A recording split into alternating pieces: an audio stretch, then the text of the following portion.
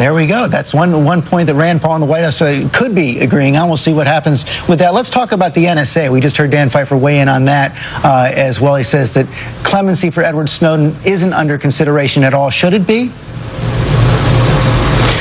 You know, I don't know the facts enough to know, because I don't know whether any information's been distributed to foreign powers, and that would be of great deal of concern.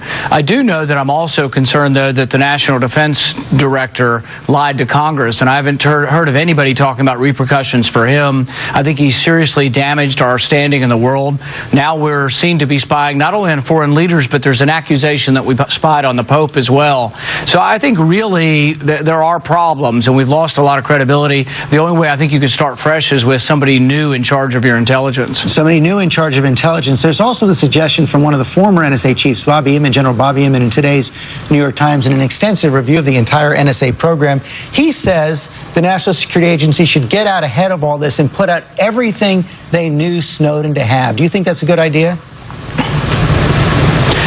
Maybe, but I think the fundamental question about whether or not this is constitutional or not should not be decided by the administration, shouldn't be decided by a secret court, the FISA court. It needs to get into the Supreme Court. So with Senator Wyden and myself, we've introduced a FISA bill that would allow cases like this to be challenged in open court at the Supreme Court, and we should determine once and all whether or not a single warrant can apply to every American. I don't think it does, and I think the Supreme Court will side with us. You know, you've taken some heat from inside for your party for your views on privacy and the Fourth Amendment and the National Security Administration, including from congressmen like Peter King, says people like you are trying to exalt Edward Snowden.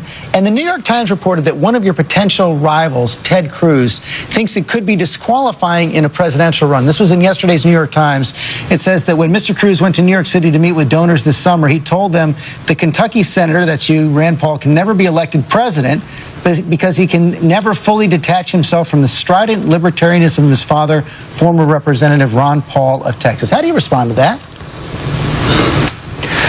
You know, what I would say is it's actually an advantage for me to talk about the right to privacy because, you know, you look at the president's numbers dropping. With young people, they've dropped 20 points in the last 2 months. I think the reason is because he's not protecting their privacy. Young people don't care so much about taxes and regulation, but they've all got a cell phone and they're all on the internet and they do care about their privacy. So do I, and I will defend it and I will correct these policies if I were ever the one to make the decision. And I think that will attract new people to the party, not less people. So you